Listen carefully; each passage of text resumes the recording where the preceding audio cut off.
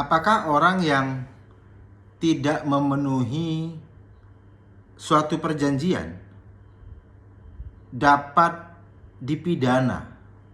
Itu pertanyaan yang akan kita jawab teman-teman semuanya dengan mendasarkan pada jurisprudensi terkait dengan dugaan tindak pidana penipuan. Konsep perjanjian pada dasarnya adalah hubungan keperdataan antara para pihak yang diatur dalam KUH Perdata, teman-teman semuanya. Apabila orang yang berjanji tidak memenuhi janji yang telah ditentukan, maka pada prinsipnya mendasarkan pada pasal 1238 dan 1243, orang tersebut dapat disebut telah melakukan yang namanya wan prestasi. Ya, dia cedera janji, teman-teman semuanya. Prestasi buruk begitu, teman-teman semuanya, ya. Prakteknya, walaupun itu diatur dalam pasal 1238 dan 1243, ada orang-orang yang melaporkan, ya, yang tidak memenuhi prestasi itu ke kepolisian, teman-teman semuanya. Karena dianggapnya tidak memenuhi prestasi itu adalah wujud telah melakukan yang namanya penipuan. Pada umumnya, pihak pelapor merasa bahwa orang tersebut telah menipu pelapor karena janji yang harus dilaksanakan ternyata tidak dipenuhi, teman-teman semua. Padahal pelapor telah menyerahkan barang atau uang kepada orang tersebut. Ya, jadi dia sebagai salah satu pihak sudah memenuhi kewajibannya, sementara pihak yang lain dianggapnya telah menipunya, teman-teman semuanya. Kondisi ini menimbulkan permasalahan hukum. Apa itu? Apakah ia patut dikatakan telah melakukan penipuan atau wan prestasi, teman-teman semuanya? Atau begini, kapan seseorang yang tidak memenuhi sebuah perjanjian dapat dikatakan telah melakukan wan prestasi sehingga penyelesaian perkaranya harus diselesaikan secara perdata? Sebaliknya, kapan seseorang itu dapat dikatakan telah melakukan penipuan yang penyelesaiannya dilakukan secara pidana, teman-teman semuanya? Itu yang mau kita bahas, ya.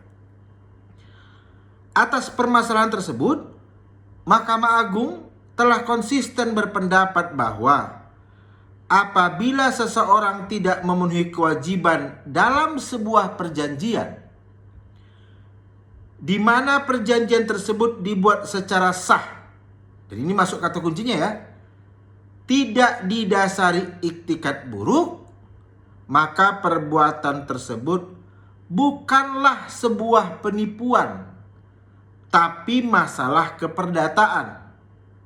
Sehingga orang tersebut harus dinyatakan lepas dari segala tuntutan hukum. Ya.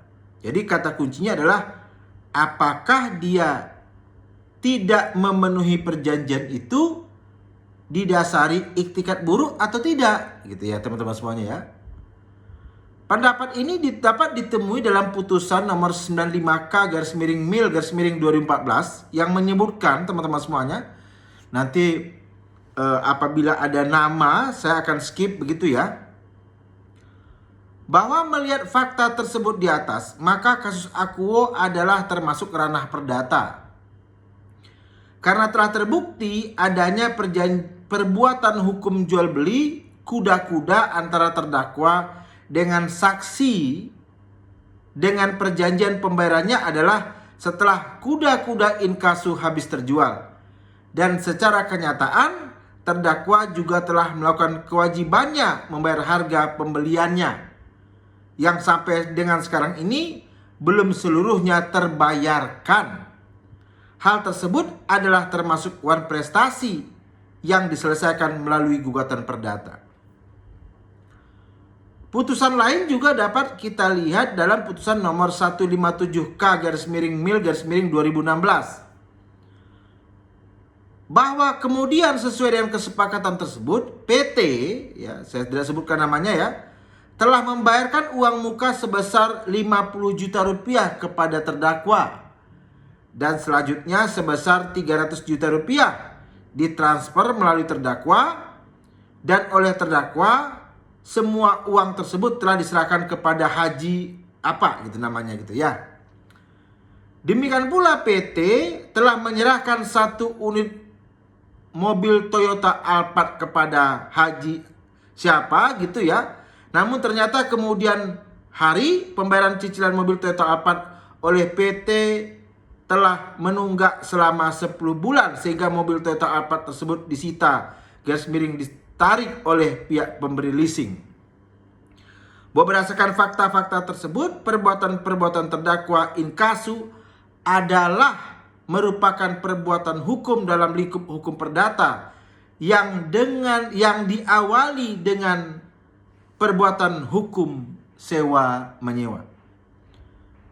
Pada faktanya, pendapat ini juga digunakan oleh Kamar Pidana dalam memutus perkara yang serupa. Dapat ditemukan dalam putusan nomor 1601K/PIT/1990 yang menyatakan bahwa apabila perbuatan yang mengakibatkan gagalnya perjanjian terjadi setelah perjanjian dilahirkan, maka akibat hukum yang timbul adalah wan prestasi yang merupakan ranah hukum perdata. Ya. Pendapat ini juga ditemukan dalam putusan nomor 59K/PIT/2016 yang menyebutkan bahwa ya, terdakwa, teman-teman semuanya, ya, terdakwa terbukti telah meminjam uang kepada saksi sebesar Rp4.750.000, ya. Namun terdakwa tidak mengembalikan hutang tersebut kepada saksi korban sesuai dengan waktu yang diperjanjikan meskipun telah ditagih berulang kali oleh saksi korban. Oleh karenanya hal tersebut sebagai hubungan keperdataan bukan sebagai perbuatan pidana, sehingga penyelesaiannya merupakan domain hukum perdata, dan karenanya pula terhadap terdakwa harus dilepaskan dari segala tuntutan hukum. Kita tambahkan lagi satu lagi teman-teman semuanya. Pendapat serupa juga tercantum dalam putusan nomor 1357K/PIT/2015 yang menyatakan bahwa berdasarkan fakta tersebut, Mahkamah Agung berpendapat bahwa hubungan hukum yang terjalin antara para terdakwa dengan saksi korban adalah hubungan keperdataan berupa hubungan hutang piutang dengan jaminan sebidang tanah kebun dan tanah atau rumah milik para terdakwa. Dan ternyata dalam hubungan hukum tersebut para terdakwa melakukan ingkar janji atau prestasi dengan cara tidak menyerahkan tanah kebun dan tanah atau rumah miliknya kepada saksi korban. Perbuatan para terdakwa tersebut bukan merupakan tindak pidana, akan tetapi perbuatan para terdakwa tersebut merupakan perbuatan yang bersifat keperdataan yang penyelesaiannya dapat ditempuh melalui hukum keperdataan, teman-teman semuanya. Nah, saya tarik dulu ya. Dari uraian ini lahirlah kaidah hukum begini, teman-teman semuanya.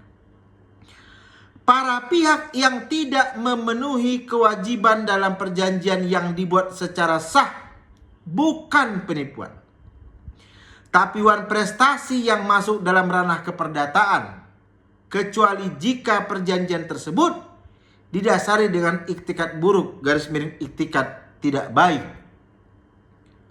Maka dapat ditarik kesimpulan untuk dapat menilai apakah suatu wan prestasi termasuk sebagai penipuan atau masalah keperdataan, harus dilihat apakah perjanjian tersebut didasari adanya iktikat buruk atau tidak.